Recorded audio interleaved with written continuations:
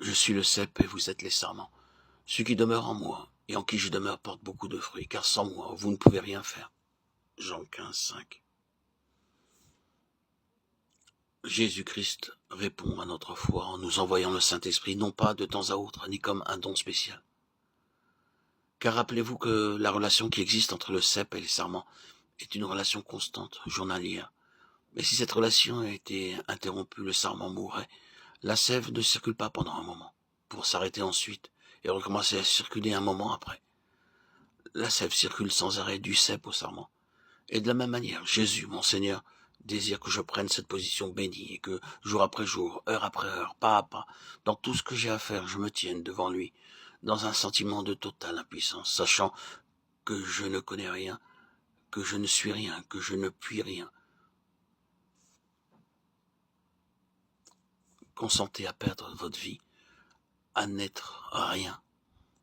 Le sarment nous montre comment porter du fruit en abondance. Vous savez que le Seigneur Jésus a répété souvent ce mot, fruit, dans cette parabole. Il parle d'abord de fruits, ensuite de plus de fruits, puis de beaucoup de fruits.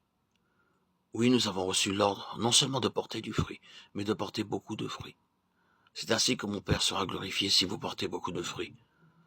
En premier lieu, Christ dit « Je suis le cep et mon Père est le vigneron ». Mon Père est le vigneron qui prend soin de moi et de vous.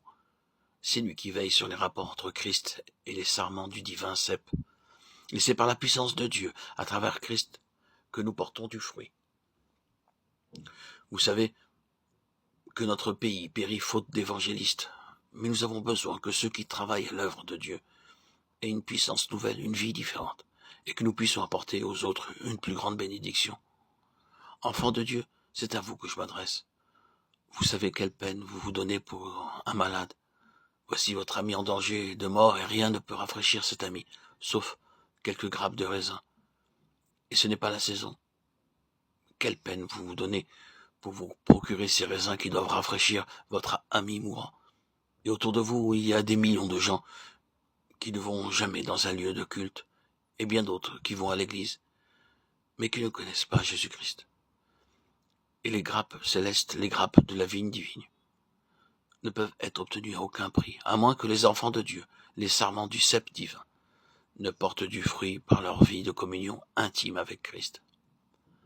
À moins que les enfants de Dieu ne soient remplis de la sève de la céleste vigne, à moins qu'ils ne soient remplis du Saint-Esprit et de l'amour de Jésus.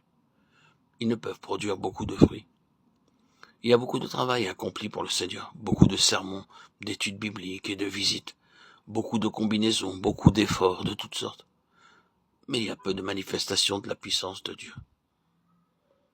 Ne confondez pas le travail et les fruits. Il peut y avoir un travail important accompli pour Christ, sans que ce travail soit le fruit du divin cep. Ne recherchez pas uniquement le travail. Étudiez cette question. Portez du fruit. Cela signifie le cep divin lui-même venant dans votre cœur et dans le mien.